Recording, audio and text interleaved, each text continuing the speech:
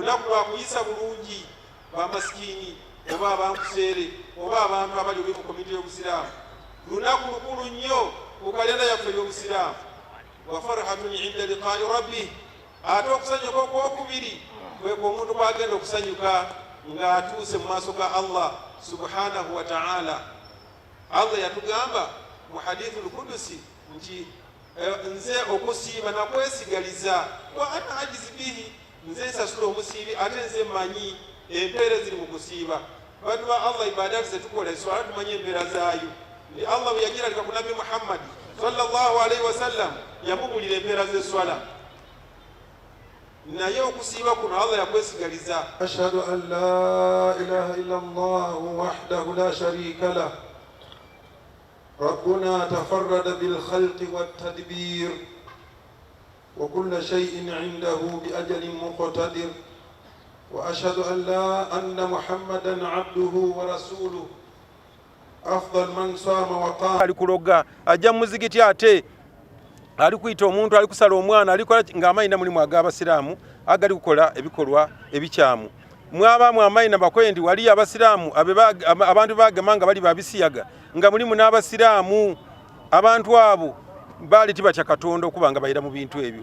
Twayenda abantu bayire ku mbeera ey'omwezi gwa Ramadhaani gye tube tuwangalire ku ebiseera bino ebisigaire, ensi edda kuwangala bulungi era etufune mu emirembe era obusiraamu edda kuwangala bulungi. Nkubiriza abasiraamu okuba nga basaala eswala 5 nga baire badisaala mu Ramadhaani. Emizikiti gye bayigiddula ayo olwale olwende n'olwayidi emizikiti gyakuba gya kitundu era tuwangaye tutyo paka mwaka kuwa kabiri Ramadhaani mebayire. Abasiraamu abasinza mu Ramadhaani yonka imwe mbati musinza Katonda okubanga bali tunagako. Eitaka lye Bugembe tulina omusaada gwe beeta Amos yoyo Robert Amos Igaga, Albert Igaga yavaayo ni mukyala we baata ku itaka lye Bugembe ekyapa nga bakoba itaka lyayibwe.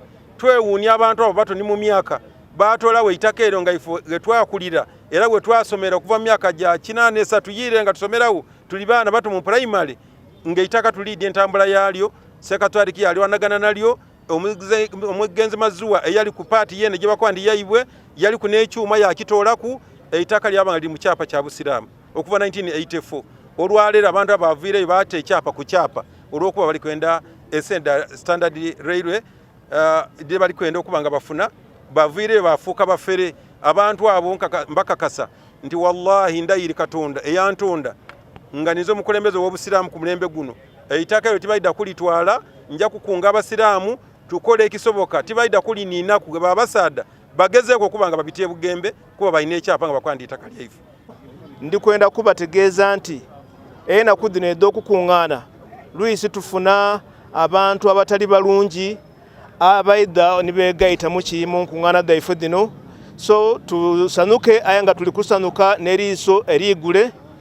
Omuntu atasobola kwidda kukola ki kabiri kutwinjiramu n'akola kintu kizibu oba oli awo ekyokwenda okusasamaza eiwanga lyaife. Tegeeza nti nga bwe tumaze okusiiba omwezi guno ogwa Ramadhan mwongereku enaku 6 okusinza nga Nabbi sallallahu alaihi wasallam bwe yatukoba nti omuntu asiiba omwezi gwa Ramadhan ate n'agobereza ku enaku 6 kana kasiyamu ddahira abanga asiibye omwaka omulamba.